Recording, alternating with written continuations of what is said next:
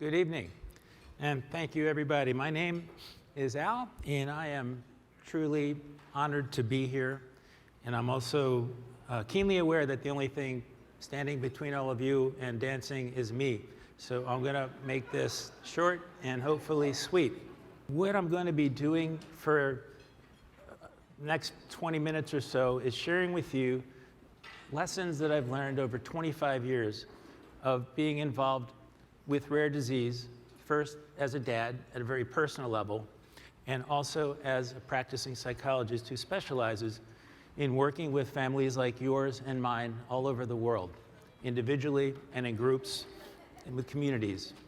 So this journey that I'm going to share with you, for me, has moved from a place of fear at the time of my son's diagnosis to a place of hope and ultimately to a place of love. So I'm going to take you on a little journey here from a place of fear to hope to love over 25 years. I'm going to share 8 quick lessons with you that I've learned along the way, both personally and professionally. My son Jack, you see on the left, was born in 1995 in Madison, Wisconsin, where I just finished my doctorate in psychology. Jack was born a healthy baby. At a 6-month pediatrician checkup, the doctor noticed he wasn't sitting up and he wasn't rolling over. And from that day of his pediatrician check-in, 4 days later, we went from having a healthy baby to having a baby who wasn't healthy. We were told that Jack had an incurable, untreatable neuromuscular disease called spinal muscular atrophy, or SMA. We were told that Jack wouldn't be able to sit up, he wouldn't be able to swallow food, he wouldn't be able to make it through serious colds or flus, and that we shouldn't expect to have him more than another year from the time of his diagnosis. So we were hit very hard and very abruptly with a very scary diagnosis. Thankfully, baby Jack didn't fully cooperate with the prognosis. He didn't live for only 1 year, he lived for 26 years. And I was very, very lucky to be his dad for so many years. And he's really the reason that I'm standing here today. Professionally, my practice has evolved because of my son. And the photograph on the right is a symbol of some of the work I do with support groups, both in person and now remotely. This particular photograph with our SMA community. I'm very fortunate that my professional life is rich and challenging and meaningful because of what I really learned from my son and so many other families like yours and mine all around the world. I'm working with groups around the world. Last week I got on a Zoom and there were 12 people from 8 different countries with a rare disease nobody's ever heard of. I consult with our industry partners. I'm familiar with a couple who are here because they've worked with me and worked with our SMA community. And I support leaders of groups like yours around the world who are doing their best to support the needs of families. And the first lesson that I want to share with you tonight, both as a dad and a psychologist, is that a rare disease diagnosis is a trauma. November 7th, 1995 was a trauma for me. It's a day that is kind of burned into my soul. And when I work with patients, everybody knows the date that their life changed. There's the life we had before rare disease and the life we have after rare disease. And it's an abrupt change, a very disorienting change. I felt like I had been blasted off into the twilight zone that day. And it took me many days, weeks, months, years to adapt to the world that I found myself in that I didn't expect to find myself in. As a professional, the most common question I get is this normal, Dr. Al? Is it normal, Dr. Al, that I'm not sleeping at night? Is it normal that I'm sad? Is it normal that I think that something else bad is going to happen? And the answer to these questions is almost always yes. It's a normal reaction to a very unusual set of conditions. I would be more concerned about you if you didn't have a strong response receiving news like this. So for all of us who are new, and those of you in the room who are here for the first time, this is a complicated adjustment to make. And I use the word trauma. I don't use it lightly, but because it was for me, I I use it liberally with our rare disease communities. This is a long time ago, and Jack was little, maybe a couple weeks after his diagnosis. Not many pictures of that time. It wasn't a happy time, and I can see the wear and tear on my face as a younger dad. Jack, though, you see that smile on his face. He's the one who helped me to figure out how to move forward. Lesson number 1, a rare disease diagnosis is a trauma. Lesson number 2, it's very hard to live with uncertainty. Once we get our feet under us, after adapting to this new world that we find ourselves in, we have to adjust to a life that is far from certain. For 25 years, I drove around with a suitcase in the back of my car with 3 days worth of clothes and a toothbrush because I never knew when we would end up in the intensive care unit, because Jack, when he got sick, he'd get really sick. Every day was something new. Uncertainty. Would the nurse who was supposed to take care of him be able to come when her own child was sick? Are the wheelchairs, the tires inflated enough? Do we have the elevator key when Jack goes to school? You all know what I'm talking about. There's the day-to-day uncertainty, and we don't know what's going to happen on a day-to-day basis. And then, more broadly, in my work, when families are dealing with the uncertainty of rare disease, we're asking ourselves some existential level questions as well. How long will I live? How long will my child live? What will my life be like? And where is my place in the world? How's this all going to work? It's very hard to live with uncertainty. This was Jack's first birthday party. We thought it would be the only birthday party we'd have. And thankfully, a social worker encouraged us to do this, and we had a good time. We taught our family to have a good time with us. But it was a very uncertain and fragile time because we listened to what the doctors said, and we didn't think we'd have Jack so long. We were lucky. We had this party and 25 more. Where do we go when we're without a whole lot of hope? Back then in 1995, there was no treatment for the condition my son had. Now there are 3 approved treatments, but back then there weren't any. And even now, with 3 approved treatments and treatments for other conditions, patients I work with in my practice feel an absence of hope because of all the challenges that come with rare disease. So where do we find hope? Who gives us hope? For me, and so many of the folks that I know, and I can feel it in the room here as I came here today, we find hope from role models who share in common this complicated situation of rare disease. I read a letter when Jack was diagnosed, shortly after he was diagnosed, from this woman whose name is June Price. And June wrote a letter. She had the same condition as Jack. And she said, I was diagnosed with SMA when I was a baby, and my parents were told I wasn't going to live to the age of 2. And when I was 2, they told my parents, the doctor said I wouldn't live to 5. And when I turned 5, they were told I wouldn't live past 10. And I'm 52 years old now, and I have a partner, I have a job, I have an apartment, I have a happy and fulfilled life. And my dad sat around waiting for me to die. He's been gone 20 years. So please, Mom and Dad, I know this is devastating news for you, but it's really important that you live with your child as though your child will live. Appreciate every day that you have together. I was so grateful for that letter. It sparked me. It helped me to know what to do and how to be a good dad for my son. June lived almost to 60, and I'm still grateful to her. These days, everybody calls Dr. Al for advice. Dr. Al called June for advice when I needed help. She was a guide and a role model for me. This isn't the best picture of Jack. It was the only one we took. He was exhausted and was wondering why we dragged him all the way to Milwaukee. But she was a real mentor to us.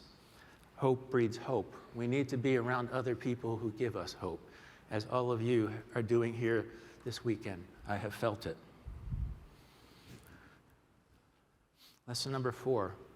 I've learned in my years with rare disease, community strengthens and supports. There are many types of communities. We have our school communities, our work communities, our neighborhood communities, our work, and we have our rare disease communities. It takes time for us to realize that we need to receive support from others, that it's too hard to do this by ourselves. And community does strengthen and support us. We find ourselves in a club that none of us chose to join. But we find strength in numbers, we find strength in community. And I attend a number of conferences like these. 67 years your community has been together. That's an extraordinary achievement. Our SMA community will be 40 years. Next week, we're having our conference, and this is a symbol of our community. We'll be together next Thursday night in Austin, Texas. There'll be 2,000 people there, and the kids have a relay race against the researchers and doctors. Oh, by the way, we do walk and rolls too. I saw walk and rolls here today. We do that too. But the kids always beat the researchers and the doctors. No child has ever lost a race in 20-some years of doing this. But this brings us together, and we feel strength and we feel support when we are together. Community strengthens and supports. The second symbol of community support, the children supporting each other. Next Friday and Saturday, I'll be in a room with these kids and many others like them, where they have a chance to talk with each other about the experience of having this rare disease without their parents in the room. And I guarantee you, they're going to ask, as they do every year, Dr. Al, how can we get mom and dad to stop worrying about us so much?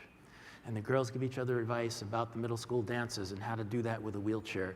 And they give each other advice about awkward social situations when adults talk over their heads and assume they don't have the cognitive ability to have a conversation, which is far from the truth. These kids go to college. So it's a beautiful opportunity. The highlight of my year as Dr. Al is being in the room with these kids. And with my partner, Angela, who's hiding in a back corner in the right of this photograph. Angela has this condition. She's a school teacher in Houston, public school teacher with SMA, with a wheelchair, and teaches able-bodied kids. She's a real gift and a real role model, and she and I have been doing this together for 20 years. And she's a real dear friend with so much wisdom to offer these children. So at this point in my career, I'm holding microphones and pushing wheelchairs, and my friend Angela is really running the show. A special person with a lot of wisdom who draws wisdom from these kids. Community strengthens and supports, and these days, in part because of COVID, we started doing these groups online, and now many rare disease advocacy organizations are doing support groups online. And I'm involved, I have the privilege of supporting families all over the world remotely who have the opportunity to be together in a group.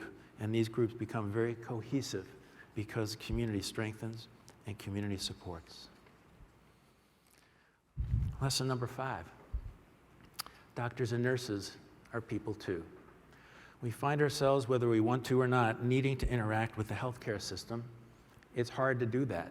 I don't have a rare disease. I just moved from Philly to Chicago, and finding a primary care doctor was a whole big project that shouldn't be so hard. And I don't have a rare disease. For those of us faced with rare disease, it's even more complicated. We're very lucky when we find doctors and nurses who choose to help us. I was sitting in this room when I got off the plane and saw the award ceremony, and your Dr. Schmaumann, I hope I'm pronouncing his name correctly, and I apologize if I'm not. I'm not sure if he's in the room, but watching you be honored, sir, and watching you talk about your work, you are a symbol. Dr. Schmaumann is a symbol of extraordinarily dedicated people working under very difficult conditions who take an interest in our communities and earn our trust.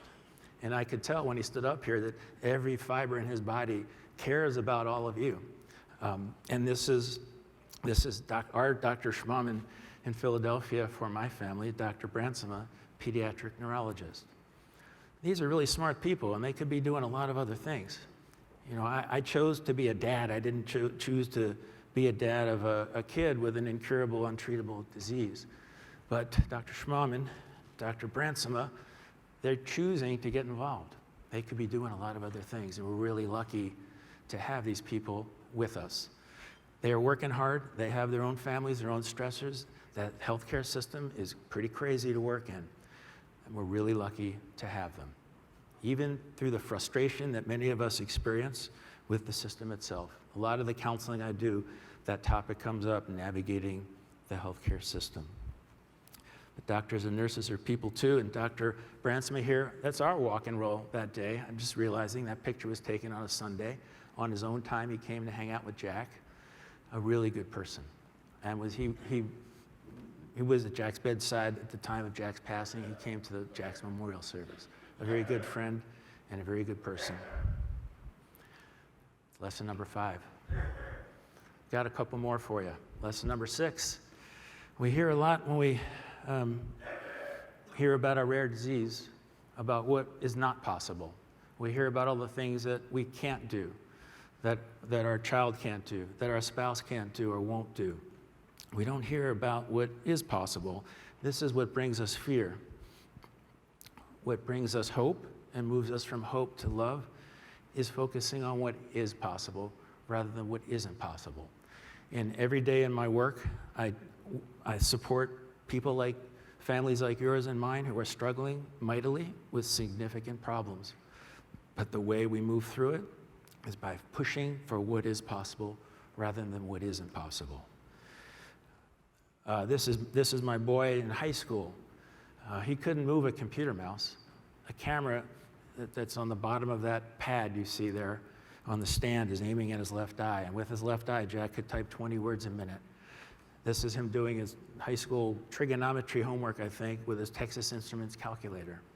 I couldn't do this homework. I couldn't help him. It was too hard for me. He had 3,000 Facebook friends. He had 2 part-time jobs.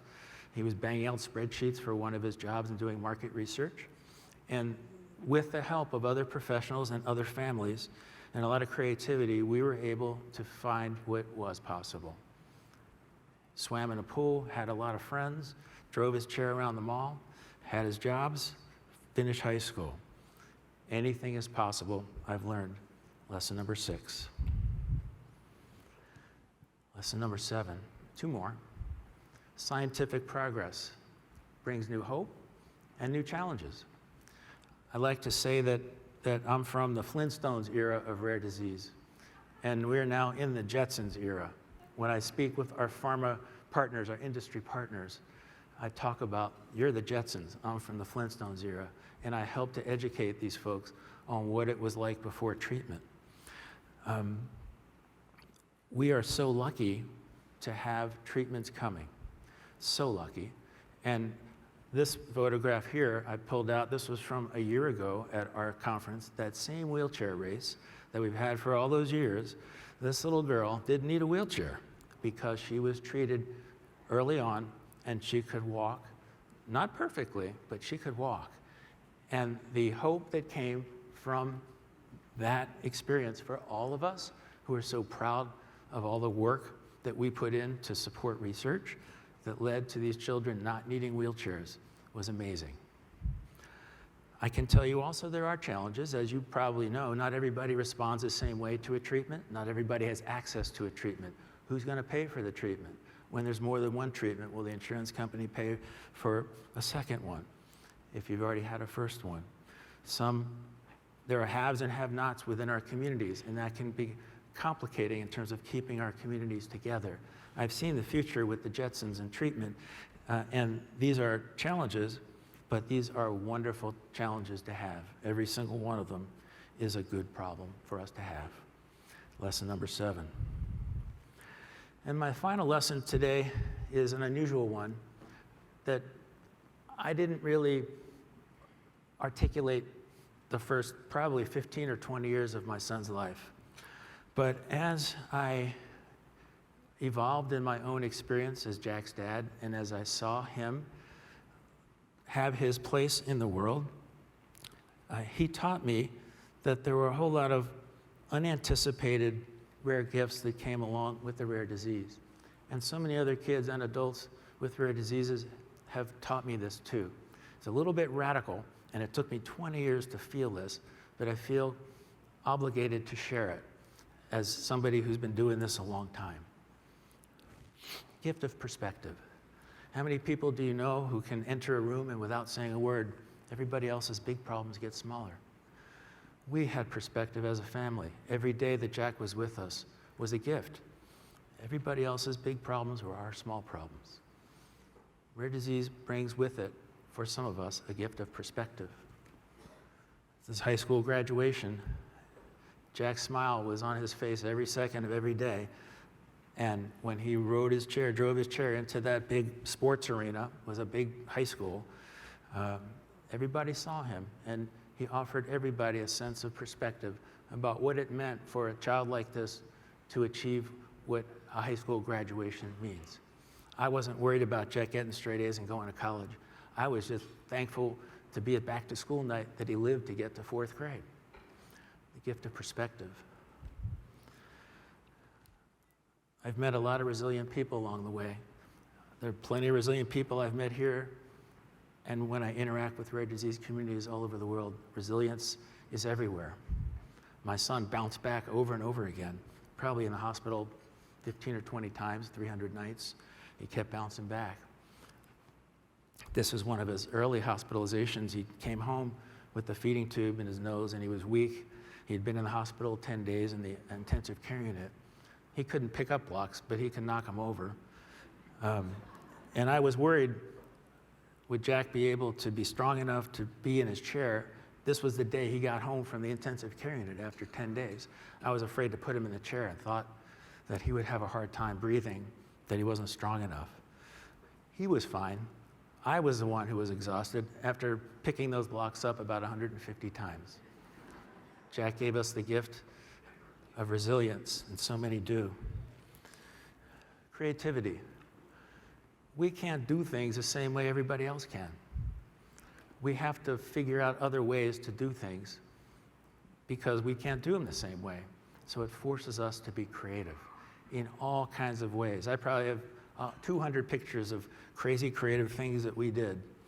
This was the ultimate. When Jack went away to his camp, a special camp, you need a ventilator to qualify for the Pennsylvania vent camp. He went on a zip line, and there's his ventilator hanging with him. It takes a lot of creativity for a bunch of professionals to volunteer their time and figure out how to send a vent-dependent kid down a zip line. This is the ultimate in creativity. Rare disease comes with some rare gifts. Compassion. My son and so many others like him are magnets for open-hearted, compassionate people. Jack drew people to his life who are open-hearted and compassionate. There's Stacy, one of many. This is a night nurse.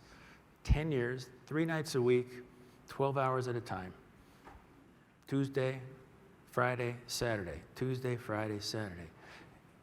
And if it was Christmas Eve, she'd show up.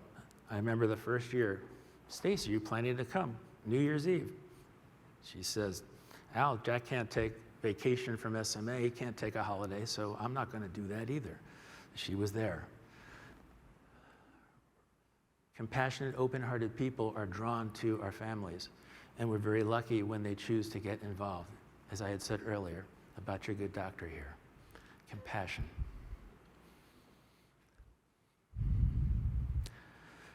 Connection. I feel it in this room. I felt it earlier today. I feel it everywhere I go when people with rare diseases are together. People facing adversity stick together. There's a mutual respect that you feel when you're together with our groups. There's collaboration and support, not divisiveness and conflict. People lift each other up. They don't put each other down. Rare disease draws out the best in people 98% of the time. The connections are strong. This is the Pennsylvania Vent Camp where you saw the zip line. Of the happiest and most important 4 days of the year for my son and so many other young people like him, to be in the woods together doing zip lines and arts and crafts and dances and food fights and all the things that other kids get to do when they go to camp. Strong bonds. These kids have strong bonds. And they have strong bonds also because they outlive each other sometimes. When Jack passed, 4 of these kids found their way somehow across Pennsylvania to come to his memorial service, and they were texting me and emailing me, Mr. Freedman, are you okay? Do you want to talk? We're here for you. These kids are so connected because of the experience they have in common. And they're sticking with me, and I'm sticking with them. They stay together through thick and thin, and after their friends pass. By the way, I smiled when I pulled this picture up, the orange flag sticking out of Jack's chair. We went to pick him up, and Nurse Ellen is in the blue shirt in the picture. I said, Nurse Ellen, what was his one-on-one nurse? Why is Jack the only one with an orange flag in the back of his wheelchair? And she said, well, Al, we couldn't find him, and we found him finally in the girls' cabin on a panty raid, he told us.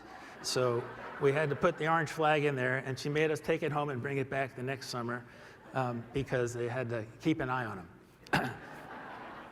So my son was feisty, let's say feisty.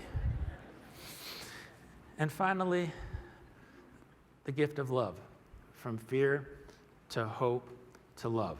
That's been my journey.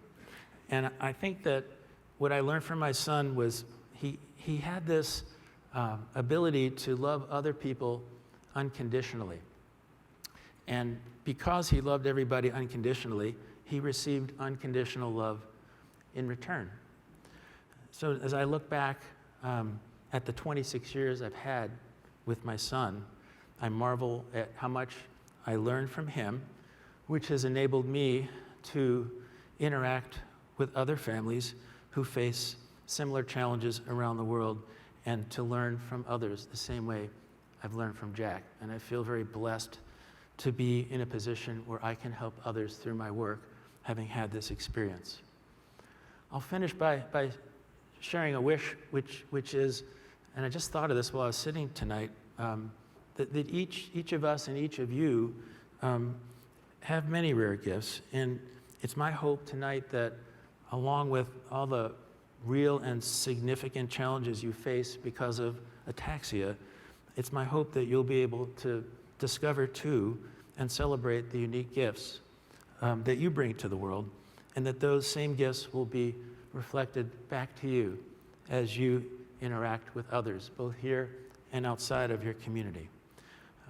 I like to say we're all in this together, whatever this is, we're in this together. And I really, truly feel it's a privilege to be standing here tonight with you. I appreciate the time and hope it's been helpful to you. And thank you for having me, and I hope you will enjoy the rest of your celebration and your dance together. Thank you for the privilege of being here tonight. Have a good night.